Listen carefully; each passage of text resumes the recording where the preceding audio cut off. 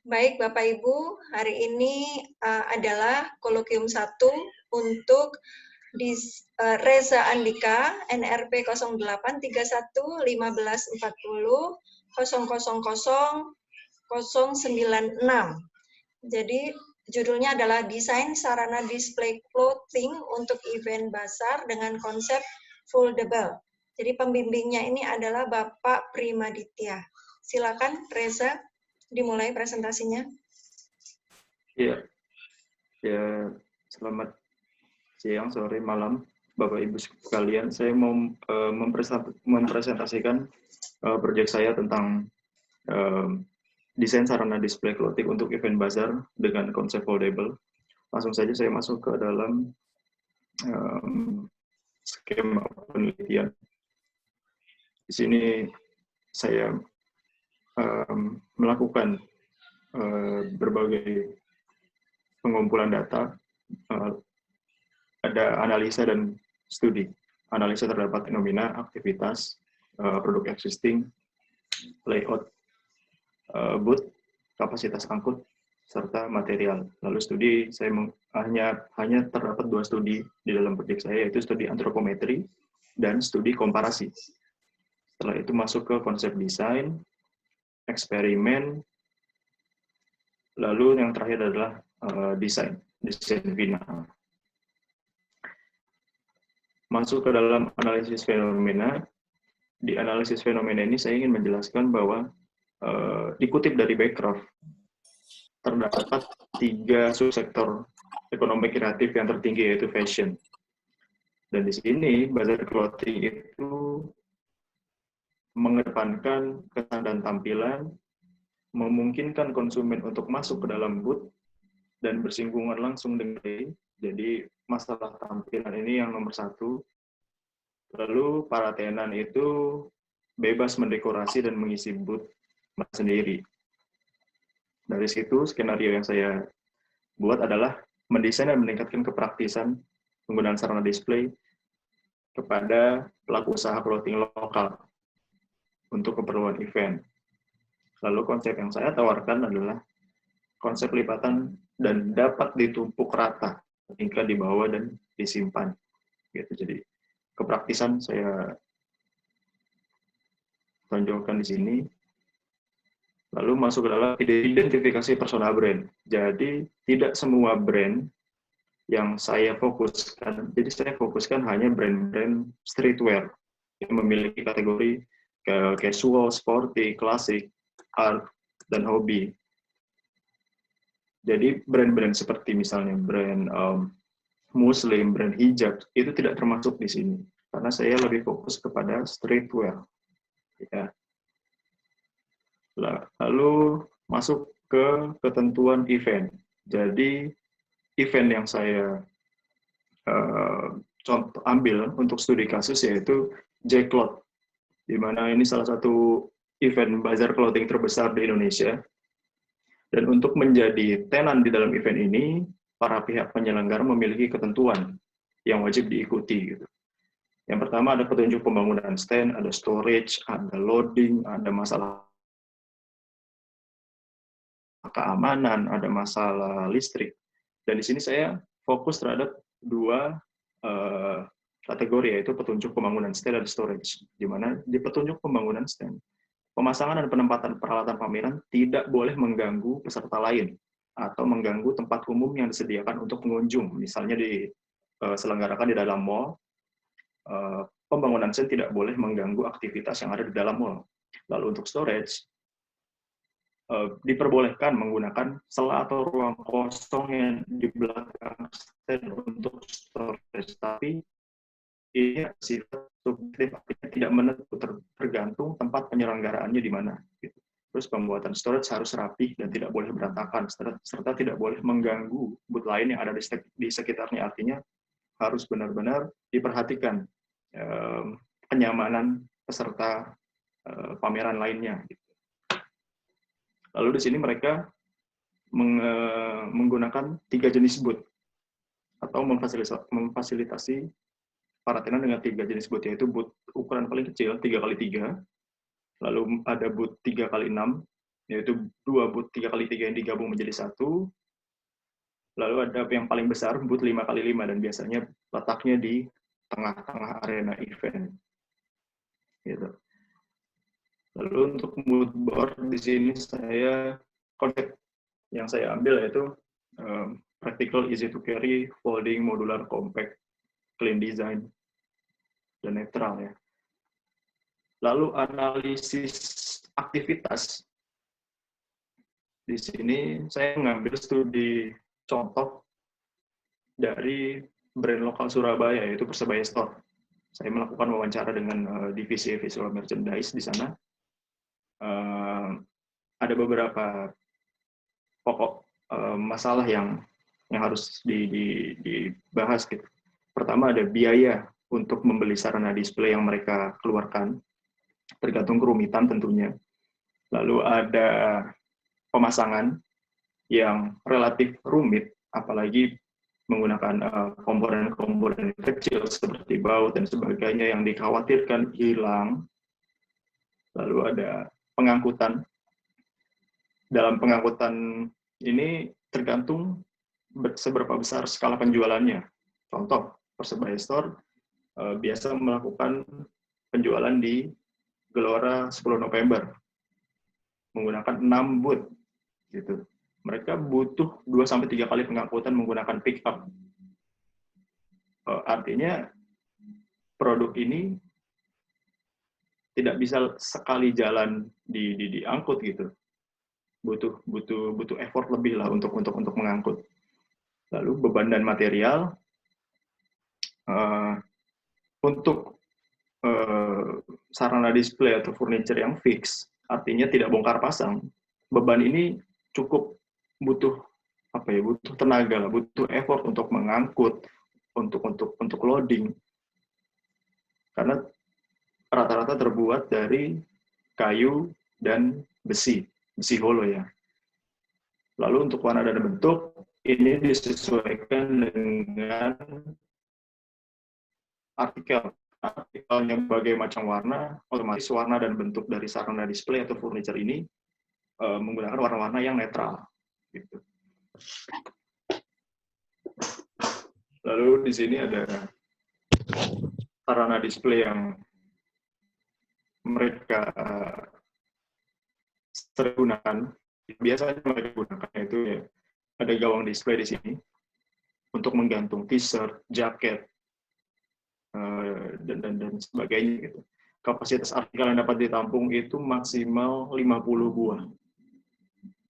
Lalu untuk meja display biasanya untuk mendisplay artikel-artikel dengan harga spesial ya, atau mendisplay artikel-artikel kecil gitu, seperti topi, dompet dan sebagainya. Untuk rak modul ini biasanya digunakan untuk mendisplay sepatu. Karena sifatnya modular ini biasanya mereka ditumpuk tergantung kebutuhan, tergantung space yang ada. Gitu. Lalu masuk ke analisis layout booth yang digunakan oleh Persebaya Store. Biasanya event organizer ini memiliki standar yang telah disiapkan, yaitu booth ukuran 3x3, karpet, ada 1 meja untuk pasir, 2 kursi untuk yang jaga booth. Gitu. Lalu ada listrik juga di situ. Terus untuk pengunjung merasa nyaman, maka mereka memberikan sirkulasi sirkulasi jalan untuk pengunjung selebar 120 cm. Untuk penataan display, dilihat dari samping, display ditata dengan cara menurun agar seluruh artikel display dapat terlihat dari depan. Gitu. Lalu untuk kapasitas pengangkutan, Persebaya Store menggunakan pick up Daihatsu Grand Max yang memiliki dimensi sekian, biasanya digunakan dari gudang mereka ke area loading, ke tempat event itu berada. Lalu dari pintu masuk tempat event ke dalam booth mereka menggunakan hand trolley dengan ukuran sekian. Gitu. Nah, di sini terdapat batasan bahwa produk yang dibuat tidak boleh terlalu besar atau jauh dimensinya daripada hand trolley yang digunakan untuk memudahkan pengangkutan. Lalu masuk ke dalam studi antropometri bahwa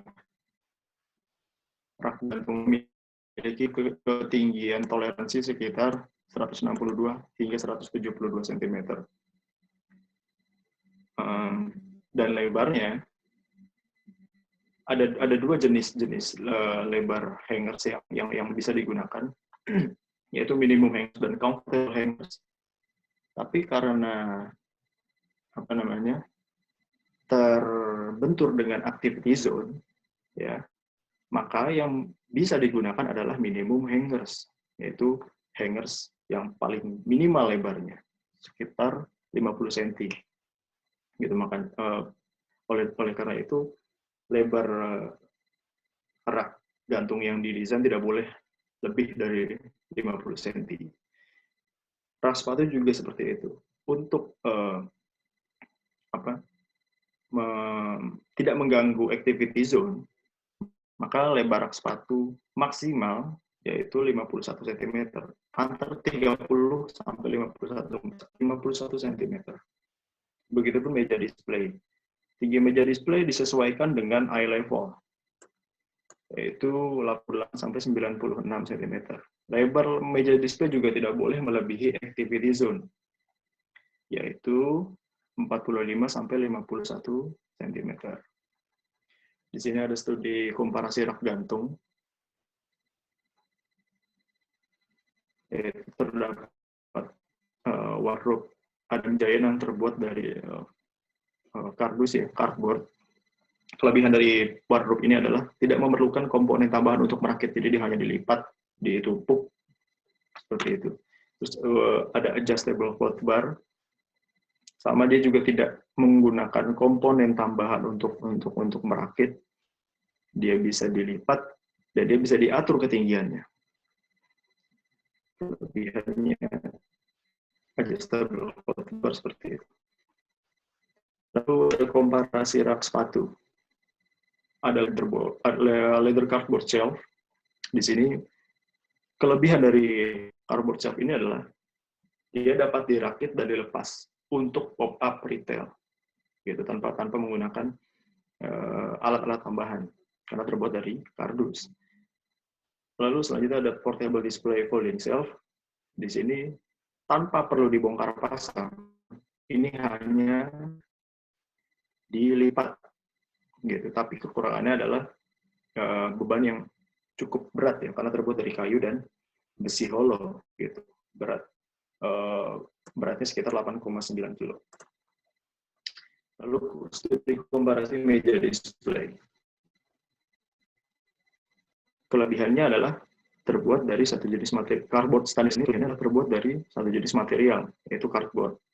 Lalu ada portable folding camping table.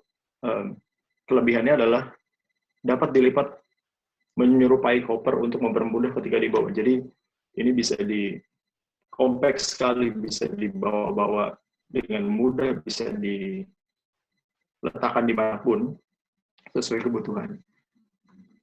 Lalu masuk ke benchmark folding system atau sistem lipat. Ada dua. Yang pertama ada flux chair yang juga menggunakan satu jenis material, lalu compact, dapat dikemas rata dan mudah untuk dibawa, ditumpuk, dan didistribusikan karena materialnya tipis. Untuk play furniture ini berbahan dasar plywood dengan sambungan berbahan dasar karet berlapis. Tujuannya untuk membuat struktur yang fleksibel namun stabil. Namun kekurangannya, play furniture ini lebih berat ketimbang flux chair karena dia menggunakan kayu. Lalu masuk ke analisis material. Jadi material yang saya gunakan di sini adalah jenis plastik polipropilin, yaitu plastik yang paling banyak digunakan untuk pembuatan furniture. Bisa dilihat di tabel ini bahwa plastik nomor 5 biasanya digunakan untuk membuat furniture. Gitu. Jadi saya memutuskan untuk menggunakan polipropilen ini yang memiliki tekstur yang fleksibel, kuat, daya dan yang terpenting adalah daya puntirnya atau kelenturannya itu cukup tinggi. Jadi tidak mudah patah. Dia bisa memiliki toleransi keretakan yang cukup tinggi. Gitu. Lalu di sini ada eksperimen yang saya kategorikan di 3 bagian, yaitu pertama ada eksperimen pola lipat.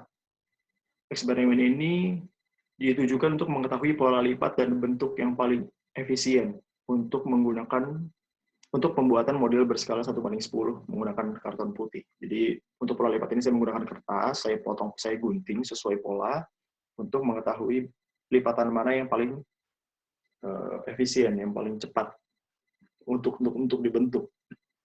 Lalu ada eksperimen struktur. Percobaan ini ditujukan untuk mengetahui kekurangan struktur dengan skala 1:1.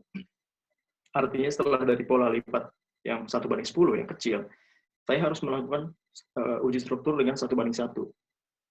Tapi tidak langsung menggunakan material yang sesungguhnya, karena di sini pertimbangannya adalah pertama biaya untuk penggunaan material yang sesungguhnya cukup mahal gitu. Yang kedua adalah secara logika, jika saya menggunakan cardboard dengan ketebalan 2 mili secara struktur, jika menggunakan cardboard 2 mili saja sudah cukup kuat, maka ketika masuk kepada material aslinya, yaitu plastik polipropilen tadi, seharusnya kekuatan struktur itu menjadi lebih baik, menjadi lebih kuat, karena memiliki kelenturan, kepadatan yang lebih baik daripada kardus. Gitu.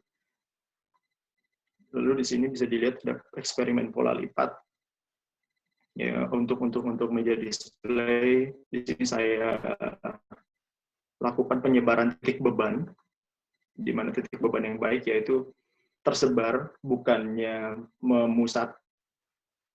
Oleh karena itu saya menggunakan semacam tulang atau support di bagian tengah untuk mengurangi penyebaran titik beban. Lalu masuk ke tampak sampingnya. Jadi cara melipat meja display ini dengan cara dipipihkan dari samping, dan ketika dibuka, dia tinggal ditarik ke samping. Gitu. Ada otomatis bagian atas dan bagian bawah akan menyatu ke tengah. Seperti ini bisa dilihat. Lalu untuk rak sepatu, saya persingkat bahwa percobaan C dan percobaan D itu percobaan yang secara struktur jauh lebih kuat daripada percobaan A dan percobaan B, karena percobaan A dan percobaan B memiliki titik lemah di sisi-sisi diagonalnya, sementara percobaan C dan percobaan D titik beban mereka rata di setiap sisi, jadi tidak hanya diagonal, ada di samping, ada di atas, ada di bawah.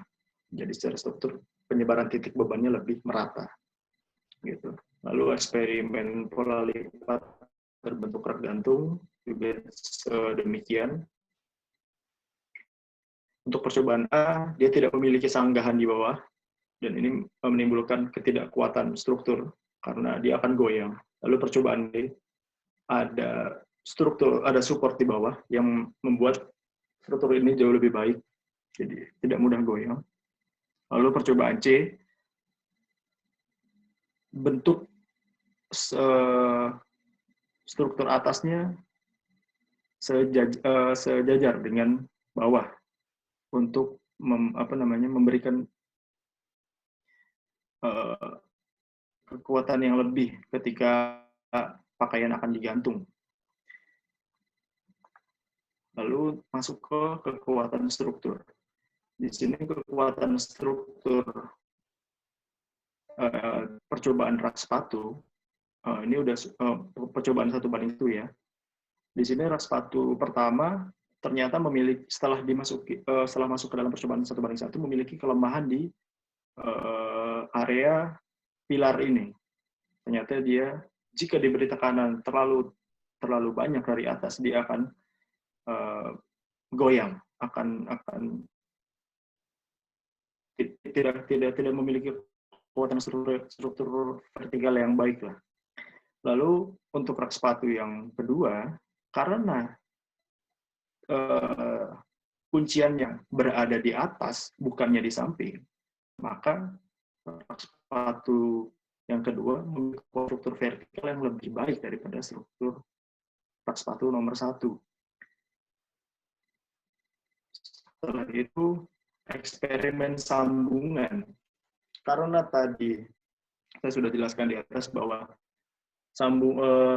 saya meminimalisir penggunaan komponen, jadi tidak ada engsel, penambahan baut, penambahan komponen-komponen kecil, maka saya menggunakan sambungan dengan material itu sendiri, yaitu dengan cara di cutting laser, tetapi tidak putus.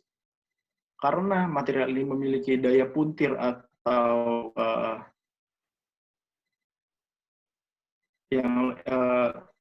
tingkat fleksibilitas yang baik, ketika dia ditekuk, walaupun dia sudah dipotong sedikit, ya, dia ditekuk, dia tidak akan langsung patah seperti plastik-plastik yang lain, contohnya ABS dan PVC.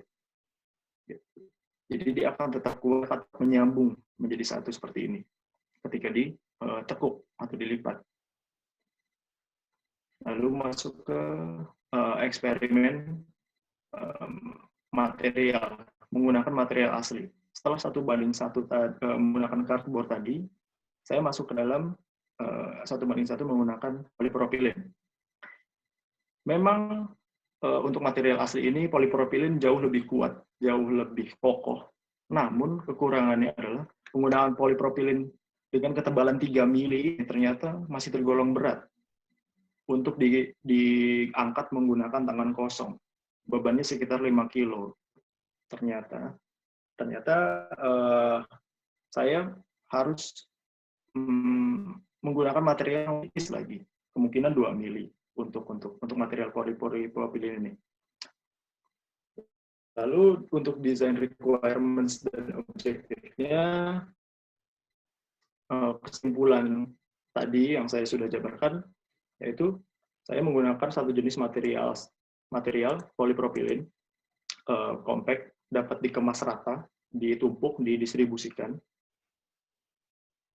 Lalu untuk rak gantung, sedapat mungkin tidak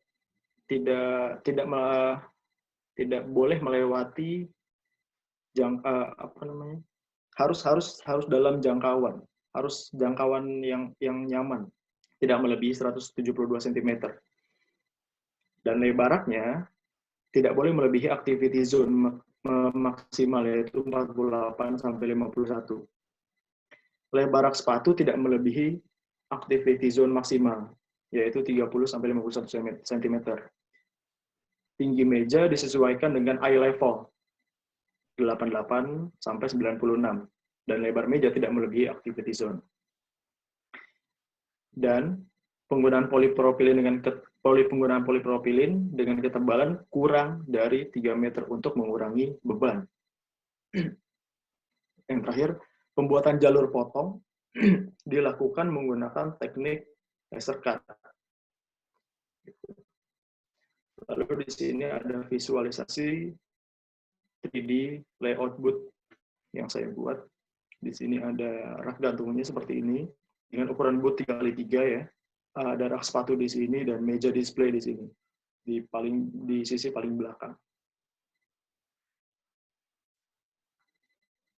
Terima kasih. Mungkin itu saja yang bisa saya sampaikan. Assalamualaikum warahmatullahi wabarakatuh. Baik, silakan Pak Yoman.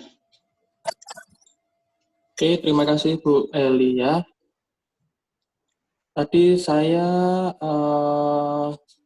juga terlambat tadi ya. Jadi saya masuk mulai dari skema penelitian. Jadi untuk latar belakang saya masih belum sempat mengikuti.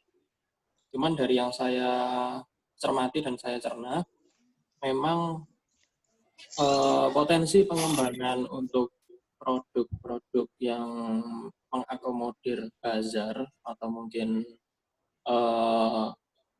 acara market-marketan itu sangat banyak, dan karena industri kreatif juga semakin berkembang, jadi intensitas event itu ada terus-menerus, kecuali kalau misal ada kegiatan, ada musibah seperti saat ini, event itu terus-menerus per bulan itu selalu ada, per minggu selalu ada, dan kebutuhannya memang bagus, memang sangat dibutuhkan adanya produk-produk seperti ini. Perihal dari latar belakang tadi, itu saya melihat ada beberapa hal yang cukup mengkhawatirkan ketika memilih material tertentu untuk menggantikan material-material yang sebelumnya sudah sering digunakan untuk properti event. Jadi yang mau dipakai ini kan plastik PP. Iya, Pak. Plastik PP dalam bentuk lembaran. Iya. Tebalnya kemungkinan antara 2 atau 3 mili, Pak. Milimeter ya? Milimeter. Bukan sentimeter. Oke. Di sini, kalau misal kita melihat dari ukuran milimeter, dijadikan 1:10, ketika dibandingkan dengan karton yang 1:10 juga, itu pasti sama-sama kuat. Tetapi ketika karton itu berubah menjadi 1:1, di mana itu 10 kali lipatnya, yang tadi ukurannya sama-sama 3 mm, ketika menjadi 10 kali lipatnya, dia jadi 3 cm. Apakah ada material-material plastik PP dengan harga yang hampir bisa bersaing, tapi kekuatannya sama dengan karton 3 cm? Kekuatannya atau material PP yang sudah pernah dibuat menjadi furniture gitu ya, Pak. PP lembar soalnya ya. Iya, PP lembar. Sebetulnya PP ini sudah pernah dibuat sebentar. Ya, furniture ini terbuat juga dari polipropilin dengan ketebalan 3 mili juga sama. Tapi dia membuatnya menjadi kursi gitu. Kekuatannya ya cukup kuat gitu. Bisa ditunjukkan? Ini, Pak. Share. Ini Flux chair ini, Pak.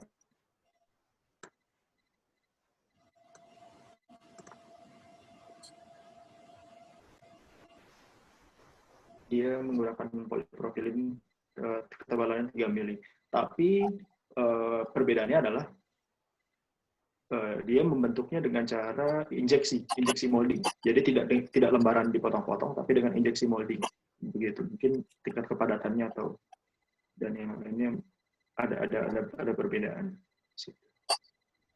Bisa di-share, tadi saya ingin lihat, tapi mungkin saya ketelisut lihatnya yang kursi. Oh, ini Pak. Ini saya sudah share screen juga. Flux chair ini, Pak. Terlihat, Pak? Mana? Yang ini kiri. Oke, dia lembaran. Ini 3 mm. 3 mili, Pak. Saya lihat di spesifikasinya dia menggunakan. Oke, dia strukturnya kurva lipatnya ya. Lipatnya kurva, iya, bukan lipat model lurus. Itu juga jadi strength, jadi kekuatan juga sama seperti tube akhirnya. Iya. Oke, berarti ada ya. Berarti bisa dibuktikan bahwa material ini kuat untuk menahan beban manusia ketika dia jadi kursi. Iya, betul. Oke, berarti seharusnya tidak ada masalah ketika itu dijadikan suatu furnitur untuk menggantung atau meletakkan benda dengan berat yang kurang dari itu.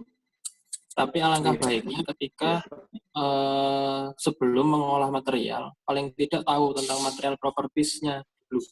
Dia ini bisa ditekuk seberapa, bisa kalau misalnya ada panas, dia bisa nyunyut atau enggak. Kemudian ada beban yang coba dianggap itu ada beban manusia atau ada beban berat sepatu yang ditumpuk, ada berapa sepatu ditumpuk, itu berapa kilo, dia bisa menahan beban. Kalau plastik lama-lama kena tahan, itu kan dia ada putih-putih, seperti mau putus gitu. Memutih, kemudian nggak awet. Padahal salah satu dari syarat untuk jadi properti event itu adalah awet. Jadi bisa digunakan untuk event ke event. Ketika dia dilepas pasang, bagian-bagian yang tersentuh oleh si ini tuh awet. Bagian-bagian yang ditekuk, lepas, lama-lama bisa patah. Gitu. Jadi harus tahu material propertiesnya berapa.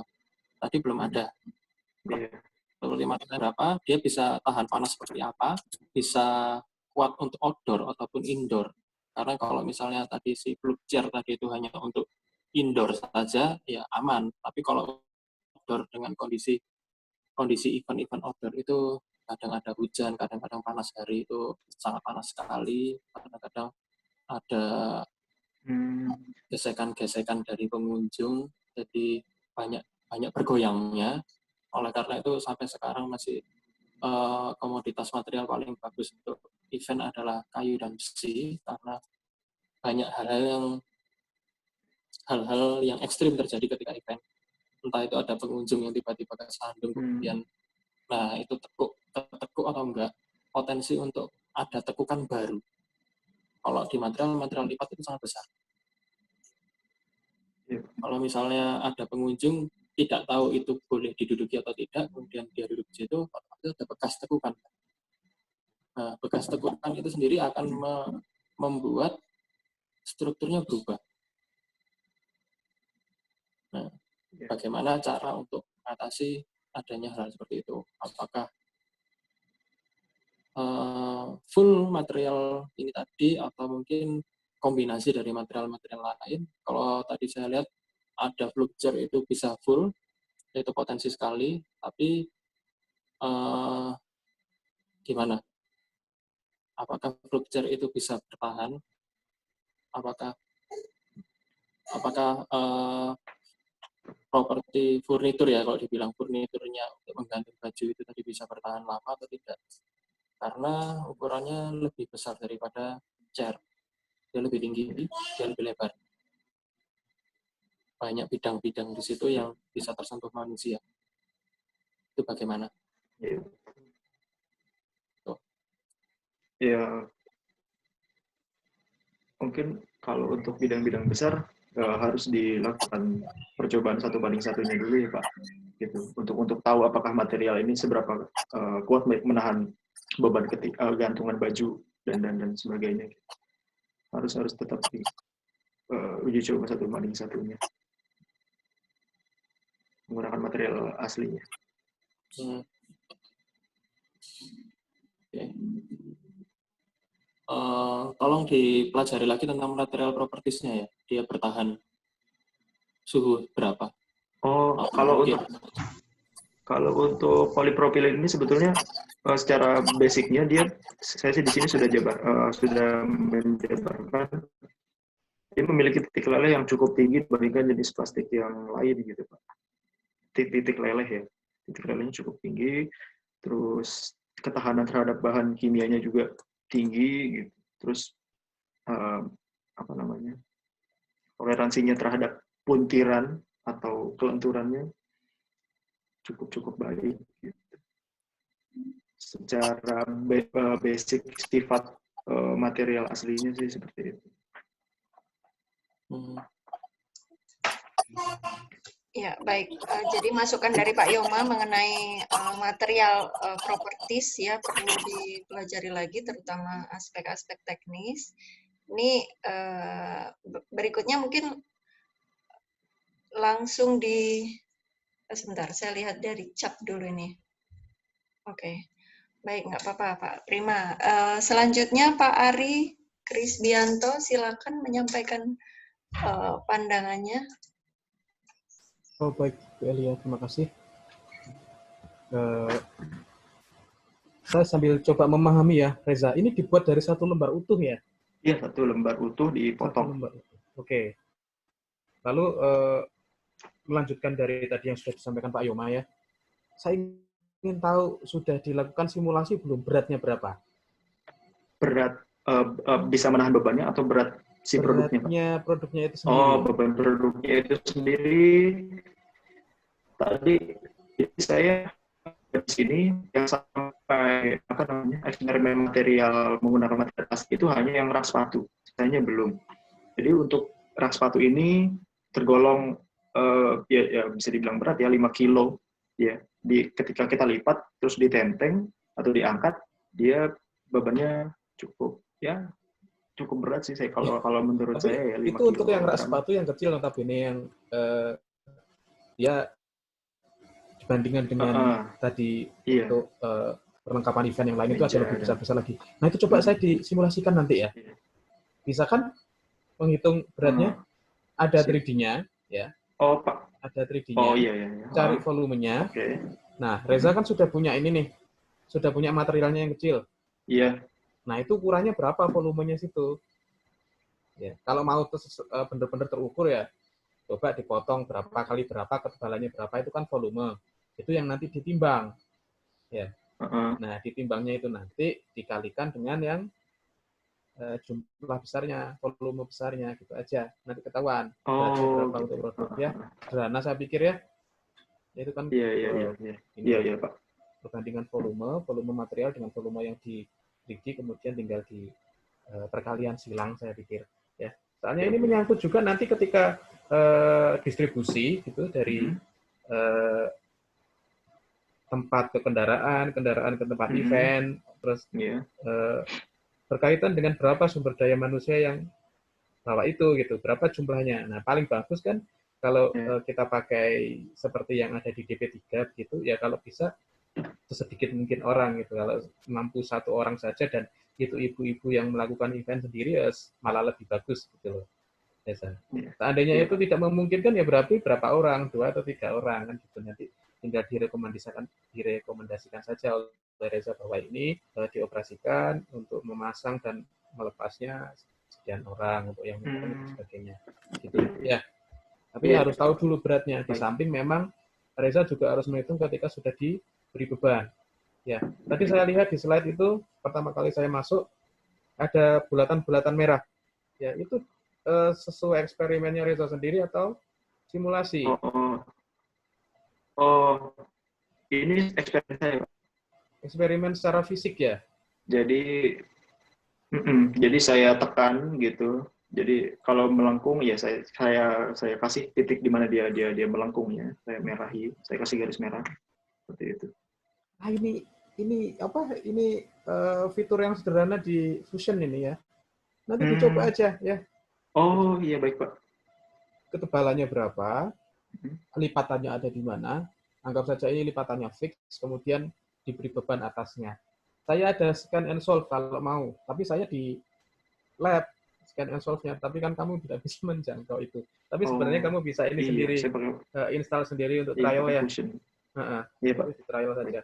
Itu nanti lebih detail saya pikir daripada ini ya, lebih akurat persebaran distribusi beratnya lebih kelihatan. Jadi mana yang harus ada rangka tambahan untuk penyangga, gitu ya. Ini saya pikir sudah cukup mewakili, tapi lebih detailnya nanti dilaksanakan di simulasi aplikasi 3D saja, gitu, Reza. Terus saya agak ini ya, agak sanksi sebetulnya dengan yang tadi Reza bilang sambungan dengan material itu sendiri. Iya. Karena ini menyangkut durabilitas.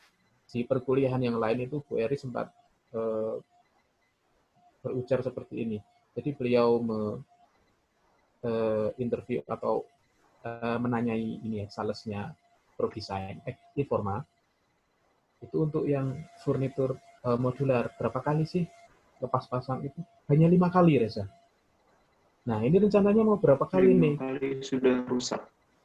Sudah wes aus, lubangnya jadi semakin lebar dan khawatir lepas, sehingga kayak kasusnya Pak Taufik itu, kalau menemui kasus yang seperti itu, dia nggak dilepas, produknya nggak dilepas, gitu. Tapi sekalian diangkat, meskipun itu juga sebenarnya sangat berbahaya sekali karena beban yang hanya dipegang beberapa titik joining itu diangkat, dipaksakan, gitu ya. Nah, sebaiknya hal ini dipertimbangkan juga. Akan berapa kali sih putusnya, apalagi ini besar, ya. Dan dia juga Iya betul Pak. menahan gaya berat gitu.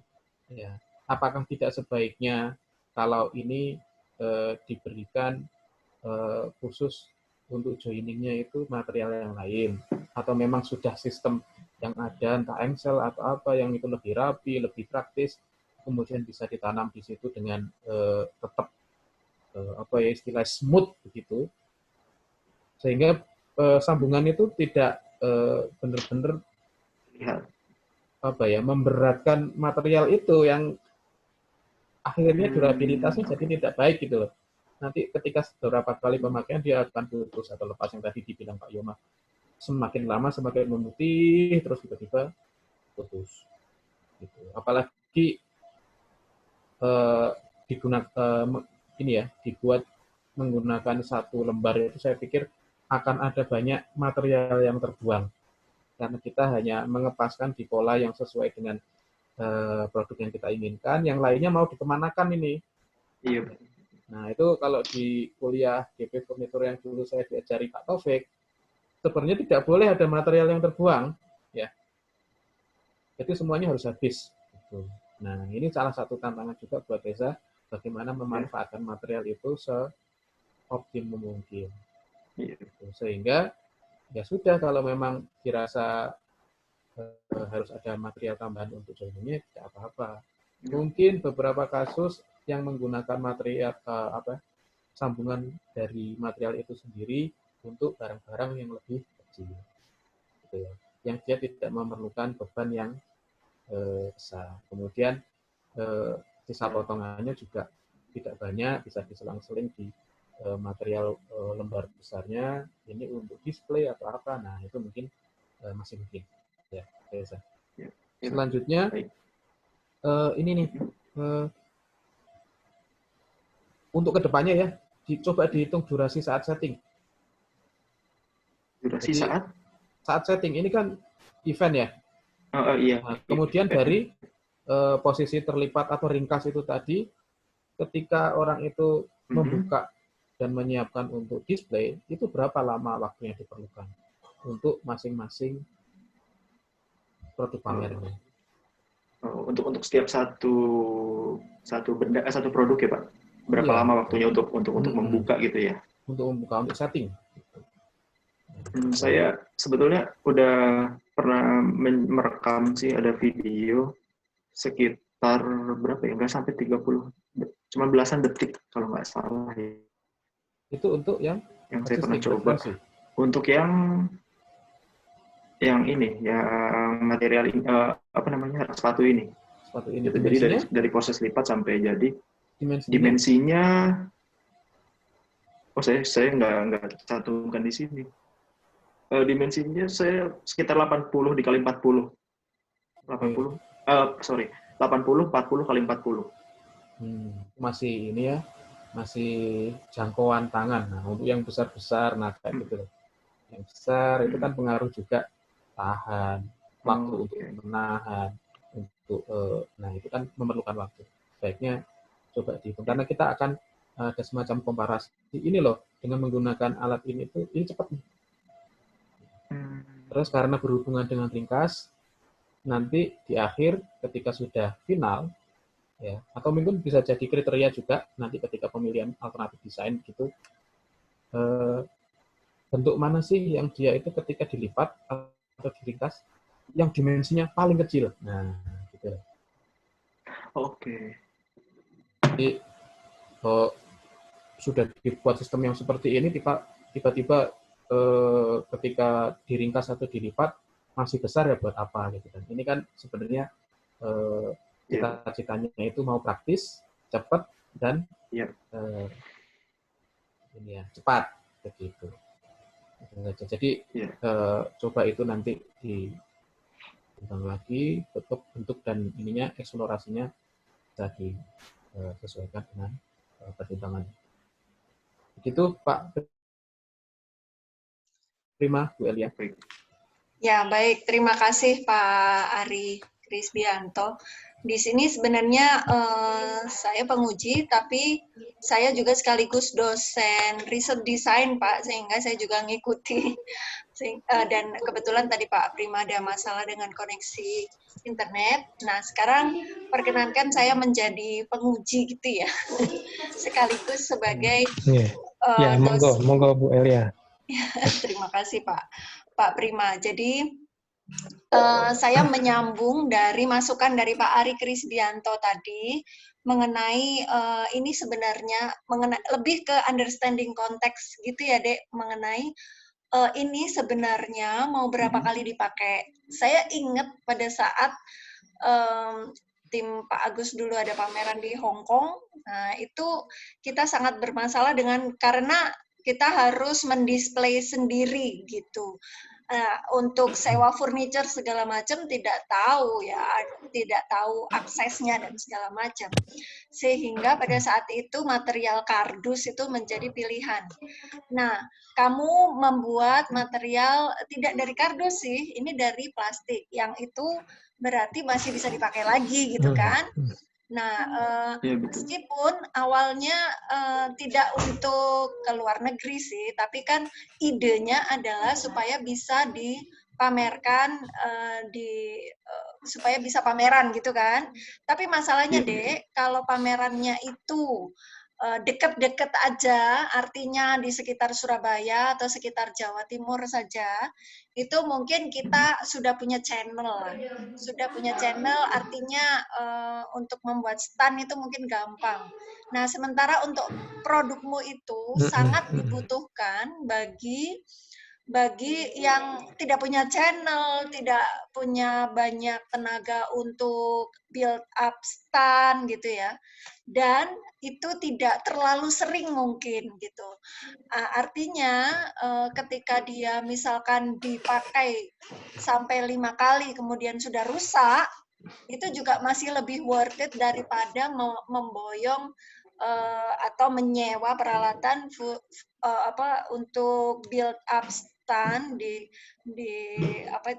luar kota. Nah, seperti itu.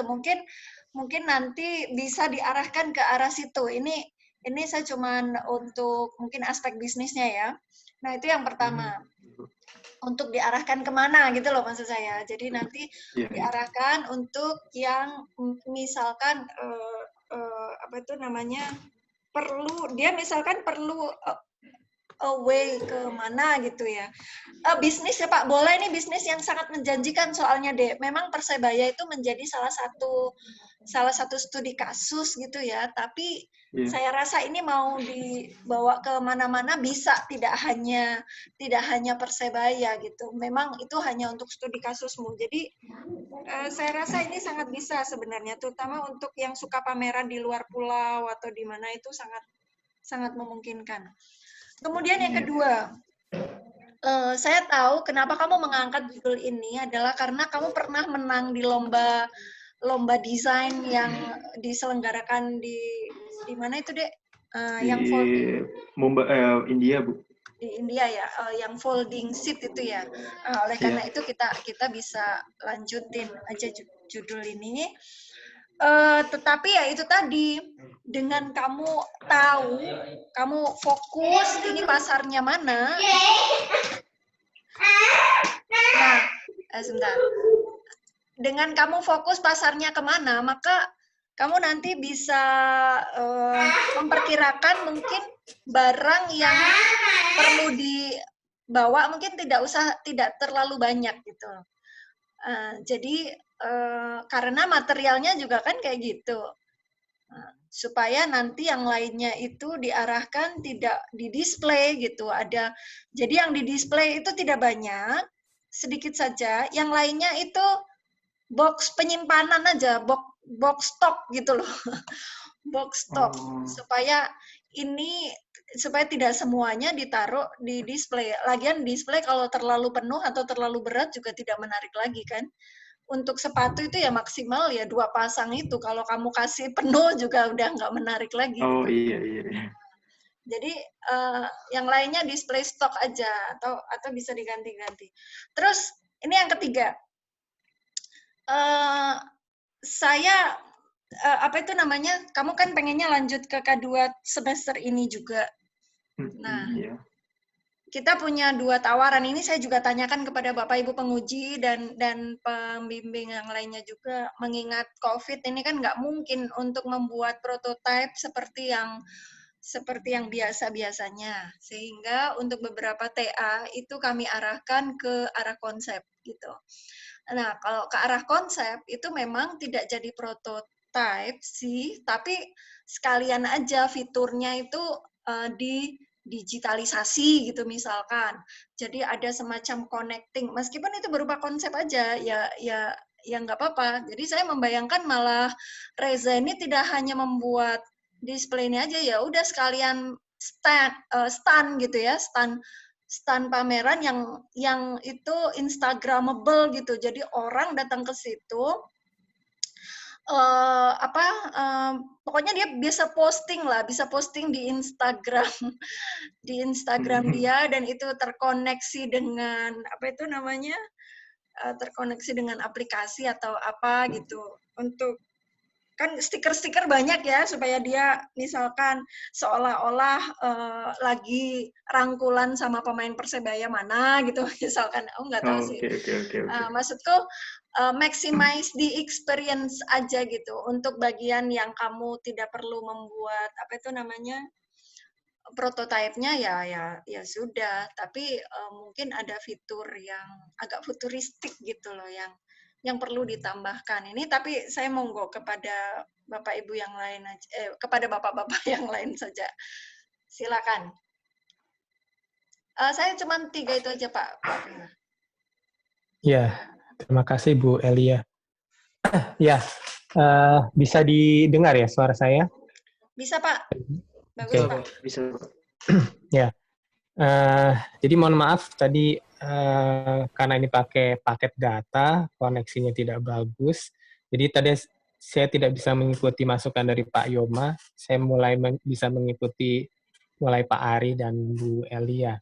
Presentasinya juga tadi saya putus-putus. Oke, saya setuju dengan masukan dari Pak Ari tentang uji beban. Ya, jadi manfaatkan fitur program 3D apa tuh Pak Ari? Itu bisa di Fusion. Nah, Fusion itu dimanfaatkan untuk studi beban, pengukuran beban. Lalu juga batasan yang ditawarkan oleh Bu Eli juga karena keadaan yang sekarang juga menarik. Mungkin untuk jalan tengahnya karena ini pameran dan judul yang Reza ambil itu kan dari konsep foldable sama materialnya ya. Jadi mau tidak mau perlu ada pembuktian. Jadi mungkin jalan tengah sekali lagi saya sih pinginnya tetap bikin prototip wakil dari, jadi nggak usah bikin display keseluruhan, tapi minimal ada satu produk sebagai wakil prototip yang bisa di foldable untuk mewakili konsep foldable-nya. Karena mewakili material sama foldable-nya. Mungkin rak sepatu itu cukup. Cuma harus sesuai, ada ukuran studi bebannya, terus bisa dilipat, terus ada uji kekuatannya tadi. Terus itu berdasarkan studi ukuran. Tadi mungkin Pak Yoma dan Pak Ari juga sebut. Bisa menampung berapa sepatu misalkan. Lalu penggunaannya diproyeksikan ke, betul, jadi ini bukan pameran yang besar, ya, tapi pameran yang mungkin bisa diperuntukkan untuk mungkin satu orang mungkin presenter atau sales gitu yang butuh display pameran yang bisa dibawa oleh dia sendiri, mungkin bisa masuk satu koper terus dia bisa setting sendiri.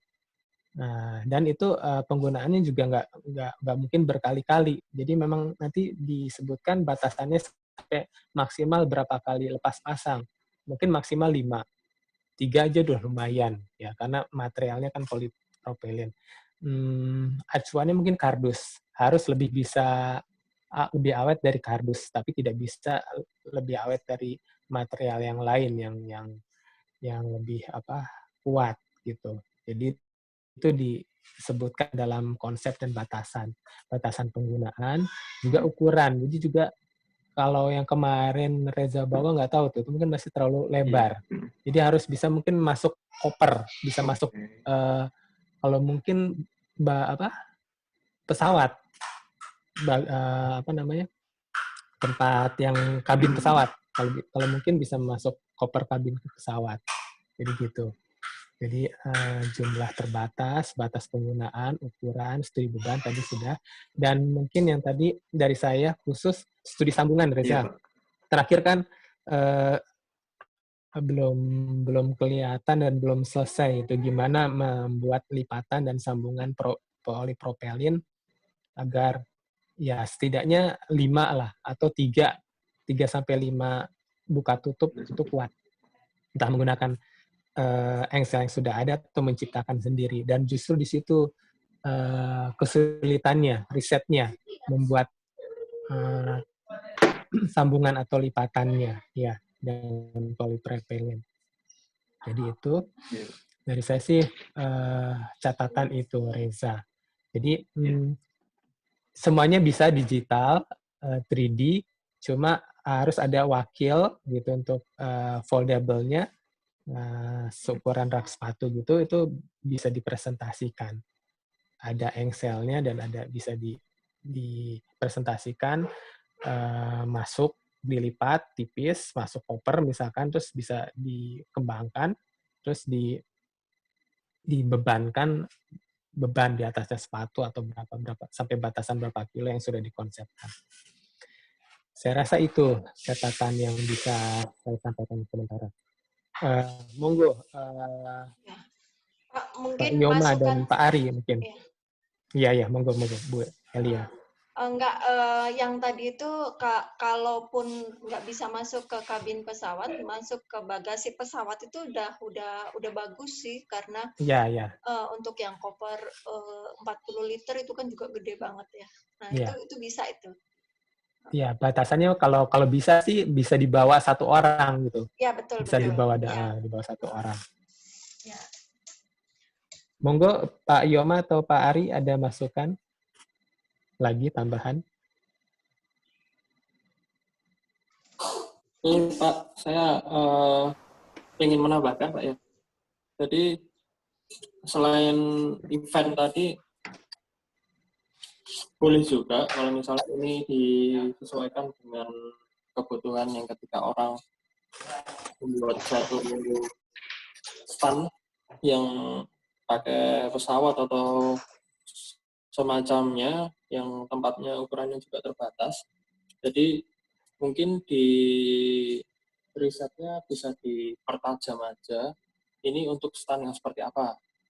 Entah stand yang ukuran standar yang 3x3x2 itu, atau mungkin stand lain, kan ada beberapa opsi, misal pop-up store, di mana itu standnya biasanya ukurannya sangat aneh, menyesuaikan dengan ukuran space yang ada di suatu tempat. Tahu pop-up store kan ya Reza ya? Iya, tahu. Ya, kalau pop-up store itu lebih tematik daripada stand yang di expo. Kalau di expo itu ada kecenderungan untuk jualan, kalau di pop-up store itu kecenderungannya adalah exposure untuk branding biasanya. Jadi menurut saya kalau pop-up store ini lebih bisa dibuat konseptual yang konsepnya aneh daripada di expo. Kalau expo itu contohnya seperti Geekfest, kemudian ada indie clothing market, indie clothing expo, Jackpot. Itu biasanya kecenderungannya adalah jualan. Jadi untuk properti yang aneh, yang sifatnya itu baru, itu nggak banyak di situ. Yang bagusnya itu seperti di pop-up store, kemudian kalau yang di Surabaya sering itu di Basa, mungkin tahu Basa Market, atau mungkin Basa Market ya. Di Basa itu juga konseptual bisa, karena tidak melulu jualan dia. Dia hanya menunjukkan bahwa dia punya produk ini, keistimewaannya ini, itu. Dia lebih mengutamakan secondary buyer, nanti belinya ketika di rumah, dan beli di tempat. Beberapa barang bahasa itu juga nggak banyak di display, karena dia hanya membawa display saja, malah tidak membawa stok. Stoknya nanti diambil, dikirimkan ketika dari rumah, kirim langsung ke rumah. Jadi masuk ke pasar yang mana eventnya, karena itu membantu juga masalah nanti outdoor atau indoornya. Kalau pop up itu kebanyakan di indoor, nggak mungkin di outdoor. Saran lain itu tadi dimensi ketika dilipat ya, kalau misalnya kita masuk ke area dibawa oleh pesawat terbang, di ukuran bagasi itu berapa, dimensi lipatnya itu berapa, apakah ketika dia dilipat itu menjadi sekecil apa, ketika dia di fold up jadi sebesar apa, kemampuan materialnya itu juga bisa akan diberapa.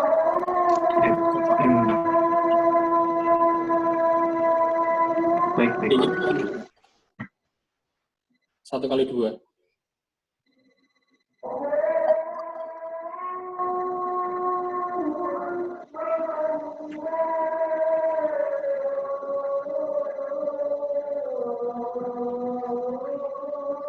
Di Jakarta baru azan. Iya, Bu. Iya. Telat. Baik. Sudah dicatat semua ya tadi ya, tapi anyway ini di-record kok.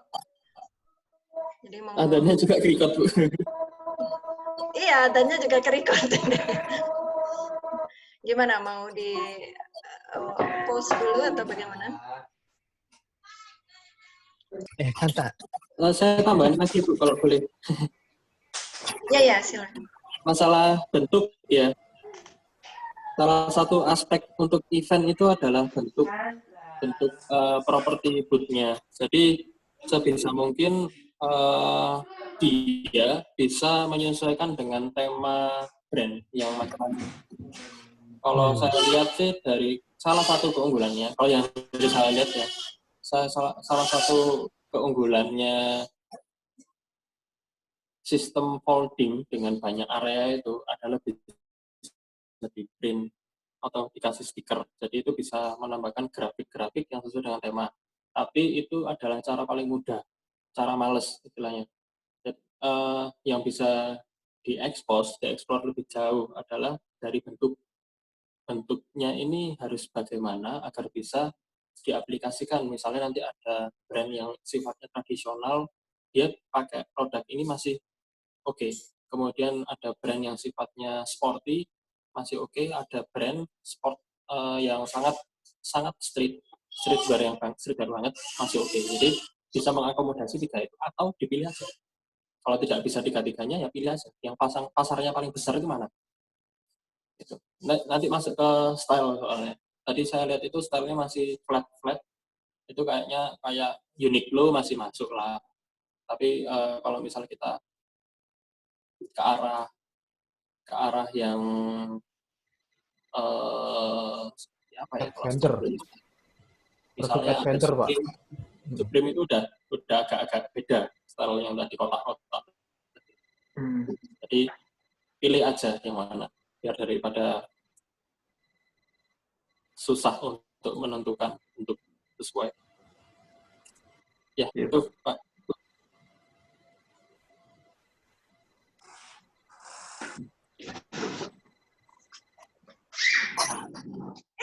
Sudah, Pak Primo. Ya. Terima kasih Pak Yoma. Pak Ari mungkin ada tambahan? Tidak, Pak. Nanti dilanjutkan waktu asistensi saja. Baik. Jadi nanti mungkin selain yang disampaikan di meeting ini, kami akan mengisi berita acara di Google Doc. Nanti bisa dibaca Reza di situ secara tertulis. Ya. Baik, mungkin waktunya juga sudah lewat dari schedule. bagaimana Bu Elia? Ini Ya. kalau saya pribadi sih lanjut saja. Lanjut saja ya. Ya. Tergantung Pak Yoma, Pak Ari mungkin bagaimana? Bisa Pak, Perlu diulang atau lanjut? ada potensi untuk dikembangkan. Eksplorasinya masih banyak. Ya dengan catatan yang banyak tadi ya Reza ya. Iya Pak. Tapi praktiknya bisa masuk layak judulnya untuk dilanjutkan. Potensinya besar soalnya. Kalau misalnya dikomersilkan. Ya, minimal bisa dipakai oleh Deskro sendiri mungkin yang sering pameran. Kebutuhannya jelas, cuma ya memang kesulitannya dari TA sebelumnya untuk mengangkat tema ini adalah ya di hal teknisnya itu sangat sulit, sangat engineering gitu ya. Sulit untuk tantangannya. Baik, mungkin sekian dulu gitu ya. Terima kasih terutama Bu Elia tadi untuk memimpin pertama kali. Pak Yoma, Pak Ari, ya Reza catatannya nanti silahkan dilihat. Iya Pak. Terima kasih pada semuanya. Mungkin ditutup ya. Nanti silahkan lihat catatan di berita acara. Monggo nanti ditunggu Pak Yoma, Pak Ari, dan Bu Elia untuk mengisi berita acara. Ya. Baik, terima kasih. Assalamualaikum warahmatullahi wabarakatuh. Waalaikumsalam warahmatullahi wabarakatuh.